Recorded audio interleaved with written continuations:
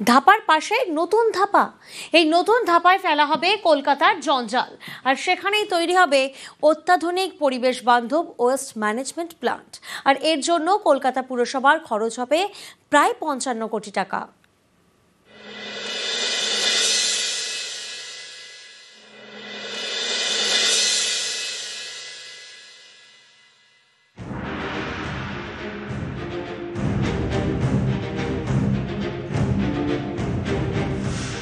ধাপা জঞ্জাল জমতে জমতে যেন পাহাড়। কলকাতা এবং আশপাশের বেশ কয়েকটি পুরসভার আবর্জনা ভারে ধুঁকছে।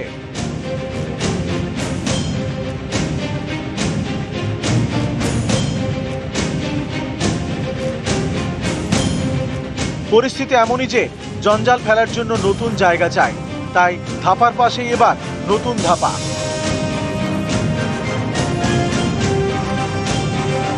ধাপার পাশে রয়েছে কলকাতা পুরসভার ৫৪১ বিঘা জমি।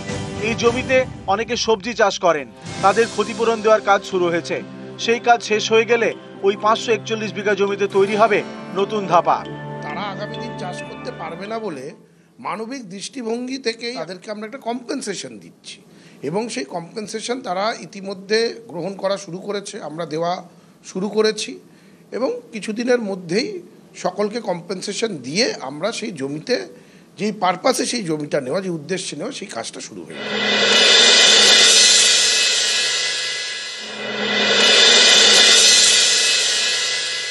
কোনো কারণ নেই, আমরা পেয়ে গেছি শান্তিভাগে, ঠিক আছে, কোনো অসুবিধা নেই। এটা কর্পোরেশন জমির একটা চেক পেলাম, ঠিক আছে, তাতে আমরা খুশি। আর এখানে যদি কর্পোরেশন কোনো কিছু করে, লোক তো কিছু করে খেতে পারবে। কারখানা হলে অবশ্যই ভালো হবে, যাতে আমরা একটু কিছু উপকার পাই। আমাদের কাজ পেলে তো খুশি হবই, টাকাটা পেয়ে গেছে আর ভয়টা নেই। ১৮০ বিঘা জমি নিয়ে ধাপা, এর পাশেই ৫৪১ বিঘা জমিতে তৈরি হবে নতুন ধাপা। এর মধ্যে ৩৬০ বিঘা জমিতে তৈরি হবে ওয়েস্ট ম্যানেজমেন্ট প্ল্যান্ট।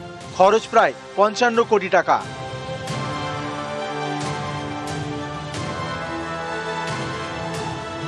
নতুন ধাপায় তৈরি হবে bio CNG plant, power plant, জৈব সার, বায়োমেডিকেল ইউনিট। কলকাতা পুরসভা চায় বাড়ি বাড়ি থেকে পচনশীল এবং অপচনশীল বর্জ্য আলাদাভাবে নিতে, তারপর সেই বর্জ্য যাবে নতুন ধাপায়, সেখান থেকে ওয়েস্ট ম্যানেজমেন্ট প্ল্যান্টে। ওইটা ধাপাতে আমাদের তো এখন ওই পাহাড় হবে না বা ওই ভাগাড় হবে না, এখন প্রসেসিং প্ল্যান্ট, অর্থাৎ যে নোংরাটা যাবে সেটা প্রসেস হবে, হয়ে ড্রাই ওয়েস্ট আলাদা, ওয়েট ওয়েস্ট আলাদা, সেটাকে প্রসেস করে সেটা আপনার হয়ে যাবে এইসব ফার্টিলাইজার প্ল্যান্টে চলে যাবে। সেইটার জন্য যে প্রসেসিংয়ের যে জায়গাটা আমাদের, এটা আমরা টেন্ডার করছি, করে ওটাকে প্রসেসিং প্ল্যান্টগুলো করব। প্রাচীর দেওয়ার কাজ শুরু হয়েছে, এখানেই হবে নতুন ধাপা। আসলে নতুন ছোট ছোট প্ল্যান্ট প্রক্রিয়াকরণের, যেখানে আর ময়লার পাহাড় নয়, থাকবে নতুন নতুন প্ল্যান্ট, পরিবেশ বান্ধব ধাপা তৈরি হবে। দুর্গাপুরে গণধর্ষণের নিন্দায় রাজ্যপাল, ডাক্তারি পড়ুয়াকে গণধর্ষণের অভিযোগ, কড়া বার্তা রাজ্যপাল সিভি আনন্দ বোসের।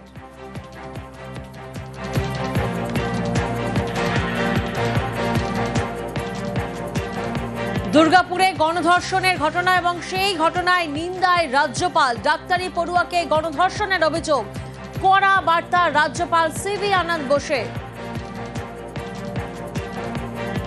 একদিকে আমরা দেখিয়েছি দুর্গাপুরে ভিন রাজ্যের ডাক্তারি পড়ুয়াকে গণধর্ষণের অভিযোগে কড়া নিন্দা করেছেন মুখ্যমন্ত্রী মমতা বন্দ্যোপাধ্যায়।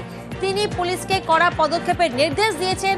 পাশাপাশি দুর্গাপুরের গণধর্ষণের নিন্দায় এবার রাজ্যপাল, ডাক্তারি পড়ুয়াকে গণধর্ষণের অভিযোগ, কড়া বার্তা রাজ্যপাল সিভি আনন্দ বোসের।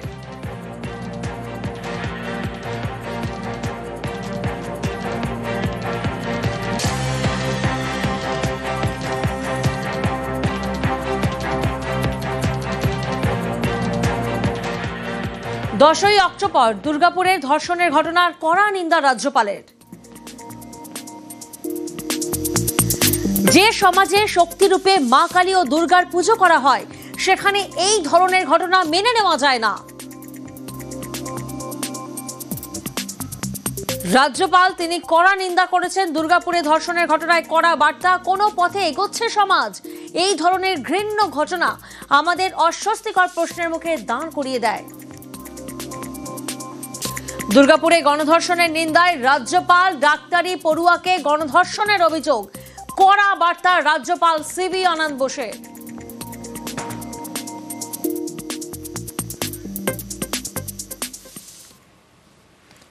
নজর রাখবো উত্তরপ্রদেশের দিকে। উত্তরপ্রদেশের লখনৌ, নাবালিকাকে গণধর্ষণের অভিযোগ। তল্লাশির সময় পালাতে যায় অভিযুক্তরা, আর অভিযোগ তখনই পুলিশের এনকাউন্টার। পায়ে গুলি লাগে এক অভিযুক্তর, তাকে গ্রেফতার করা হয়। পুলিশ গুলি চালানোয় রাজনীতির হাওয়া গরম।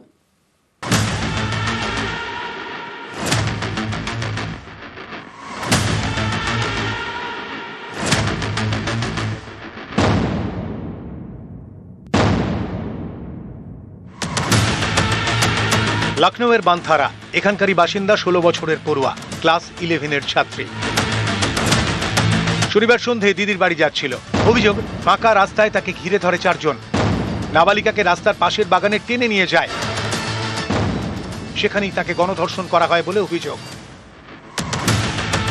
পুলিশে অভিযোগ জানায় নাবালিকার পরিবার। রাতেই শুরু হয় তল্লাশি। 2 সন্দেহভাজনের হদিশ পায় পুলিশ। তারা পালানোর চেষ্টা করলে গুলি চালায় পুলিশ।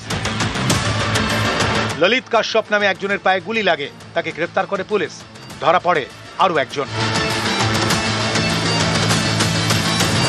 हरौनी रेलवे स्टेशन के पास जब पुलिस चेकिंग कर रही थी, तभी वहीं से बाइक सवार 2 अज्ञात व्यक्ति वहां से गुजर रहे थे। जब पुलिस ने उनको रोकने के लिए बोला तो उन्होंने पुलिस पे फायरिंग कर दी। इसमें आत्मरक्षार्थ हेतु पुलिस ने उन पर फायरिंग करी, जिसमें कि एक व्यक्ति घायल हो गया। पूछताछ में अपना नाम ललित कश्यप बताया है, जो कि उपरोक्त मुकदमे का नामजद आरोपी भी है। इसके पास से हमको एक 315 बोर का तमंचा एवं कारतूस बरामद हुए हैं। साथ ही साथ हमारी एक दूसरी टीम ने इस घटना का जो एक नामजद आरोपी था मिराज, उसको भी स्टेशन के पास से गिरफ्तार कर लिया है। ये सरकार में कोई पहला गैंग रेप नहीं है। रेप के मामले में और महिलाओं के ऊपर अन्याय अत्याचार के मामले नंबर 1 हो रहे हैं। सबसे ज्यादा घटनाएं बढ़ रही हैं, क्योंकि पुलिस पॉलिटिकल काम के लिए लगाई जा रही है। पुलिस को काम करने नहीं दे रही है बीजेपी के लोग। पुलिस को काम ही नहीं करने दे, और एनकाउंटर सॉल्यूशन नहीं हो सकता है।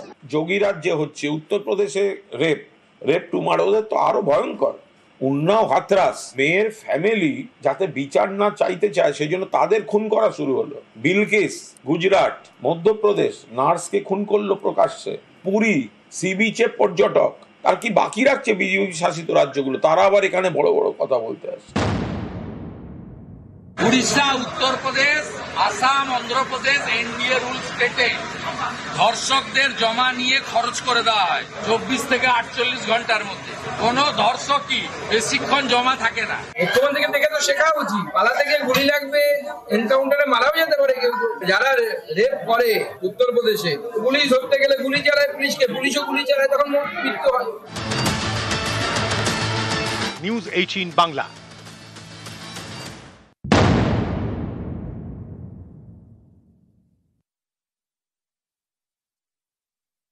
বর্ধমান স্টেশনে পদপিষ্ট হয়ে জখম হয়েছেন 6 জন। আহতদেরকে বর্ধমান মেডিকেলে ভর্তি করা হয়েছে। ট্রেনে উঠতে গিয়ে হুড়োহুড়ি দুর্ঘটনা। 4 এবং 5 নম্বর প্ল্যাটফর্মের সিঁড়িতে বিপত্তি। 2 ট্রেনের যাত্রীদের মধ্যে হুড়োহুড়িতে এই দুর্ঘটনা ঘটে। ছবিটা দেখুন আপনারা। আহতদের মধ্যে 2 জনের আঘাত গুরুতর। বর্ধমান স্টেশনের ছবি আপনারা দেখছেন, যেখানে ট্রেনে উঠতে গিয়ে রীতিমতো হুড়োহুড়ি, আর সেই হুড়োহুড়িতে পদপিষ্ট হয়ে জখম হয়েছেন অনেকে। আমরা সিঁড়ি থেকে নামছিলাম, আর ওইদার থেকে সিঁড়ি থেকে উঠছিল। এবার আমরা নামার মুহূর্তে পেছন থেকে অনেক লোক এসে ধাক্কা মেরেছে, যে আমরা তলায় পড়ে গিয়ে পদপিষ্ট হয়ে গেছি। কিন্তু আমি নয়, অনেক এরকম অনেক জনারই কেস হয়েছে। কত নম্বর প্ল্যাটফর্ম? ওটা হয়েছে 4 নম্বর। পরিস্থিতি খতিয়ে দেখতে বর্ধমান স্টেশনে পূর্ব রেলের ডিআরএম সহ রেল আধিকারিকরা তারা পৌঁছন।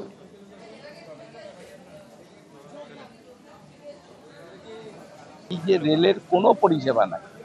এর আগে স্টেশনে অত বড় জল ট্যাঙ্কি ভেঙে গিয়ে ওইভাবে লোক মরে গেল। মানুষের কোনো নিরাপত্তা কেন্দ্রীয় সরকার দিতে পারছে না। বড় বড় কথা বলছে, কোনো নিরাপদ। আজকে মানুষ যে একটা বাড়ি থেকে ট্রেনে টিকিট কেটে অন্য জায়গায় যাবে, মানুষের কোনো ভরসা নাই।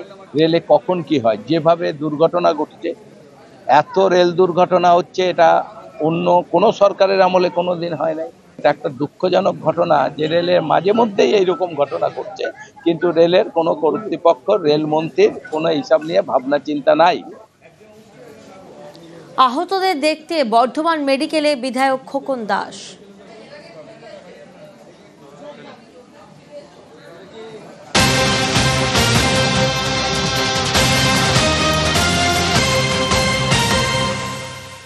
বর্ধমান স্টেশনে বারবার দুর্ঘটনা, প্রতিবারই যাত্রী নিরাপত্তায় প্রশ্নের মুখে পড়ছে রেল।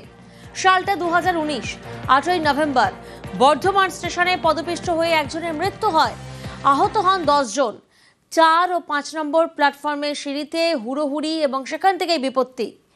2020 সাল 4 জানুয়ারি স্টেশনের একাংশ ভেঙে একজনের মৃত্যু হয়, আর এরপর 2023 সালের 13ই ডিসেম্বর যখন জলের ট্যাঙ্ক ভেঙে 3 জনের মৃত্যু হয়, আহত হন 30-এরও বেশি। 2020 সালে 4 জানুয়ারি একজনের মৃত্যু হয়, 2023 সালে 13ই ডিসেম্বর জলের ট্যাঙ্ক ভেঙে মৃত্যু হয় 3 জনের।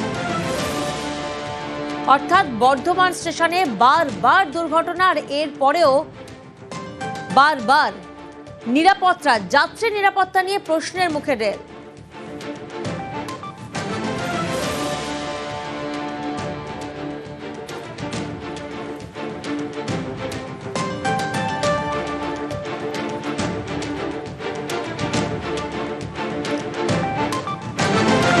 আর এর পরেও বর্ধমান স্টেশনে সেই 4 নম্বর এবং 5 নম্বর প্ল্যাটফর্ম যেখানে হুড়োহুড়ি অ্যানাউন্সমেন্টের পর, আর সেই হুড়োহুড়িতে পদপিষ্টের মতন ঘটনা, যেখানে রীতিমতো আহত হয়েছেন বেশ কয়েকজন।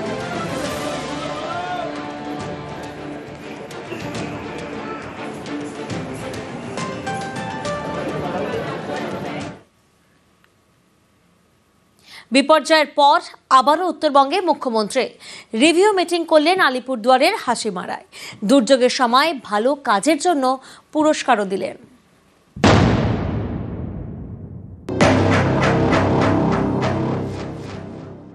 আজকে আলিপুরদুয়ারে হাসিমারায় যাব, ওখানে আমার রিভিউ মিটিং করব। তারপরে করার পর আজকে আমি হাসিমারায় থেকে যাব, কালকে আমি ওখান থেকে নাগরাকাটায় যাব, আরো কয়েকটা অঞ্চলে যাব। ওটা করতে করতে আবার রাত্রি হয়ে যাবে, তারপর উত্তরকন্যায় ফিরবো। পরের দিন আমার মিরিকে, যেখানে ডিজাস্টার হয়েছে সেখানে যাব।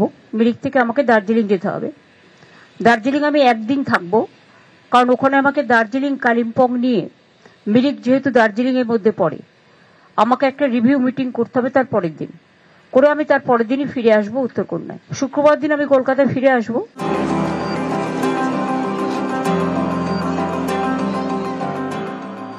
সোমবার গিয়ে বুধবার ফিরেছিলেন, তারপর আবার রবিবার বিপর্যস্ত উত্তরবঙ্গে মুখ্যমন্ত্রী।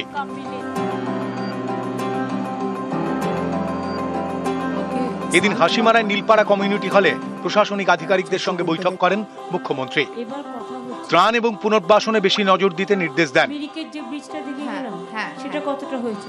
আর রোড ম্যাম প্রচুর রাস্তা ড্যামেজ হয়েছে পুরো এলাকাতে ম্যাম। তো একসাথে করা সম্ভব না, আস্তে আস্তে আস্তে আস্তে দেখতে হবে। বিপর্যয়ে ভালো কাজের জন্য 8 জনের হাতে পুরস্কার তুলে দেন মমতা বন্দ্যোপাধ্যায়। Mohammad Ali, forest guard, Madarihat. আমি অভিনন্দন জানাই যে ঘটনা জল আসবার আগে এরা ইভাকুয়েট করে দিয়েছিল, ফলে এখানে জীবন হানিটা হয়নি। যে জায়গাগুলো ক্ষতিগ্রস্ত হয়েছে তার ফুল সার্ভে করে ডিএম একটা রিপোর্ট তৈরি করেছে, সিএস এর কাছে যাবে। এবং কিছু মানুষ যারা জীবনের ঝুঁকি নিয়ে কাজ করেছে, খুব নিচু তলার, এবং তারা না থাকলে হয়তো অনেক মানুষ বিপদে পড়তো, তাদের এখানে 8 জনকে পুরস্কৃত করা হলো। আলিপুরদুয়ারের হাসিমারায় সুভাষিনী চা বাগান তোরসার স্রোতে ভয়ঙ্কর ক্ষতিগ্রস্ত হয়।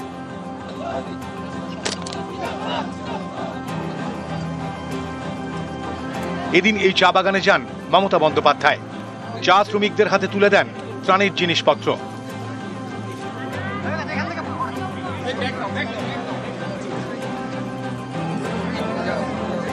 চা বাগান থেকে বেরোনোর সময় এলাকার কয়েকজন মহিলাকে দেখে গাড়ি থেকে নেমে পড়েন মুখ্যমন্ত্রী।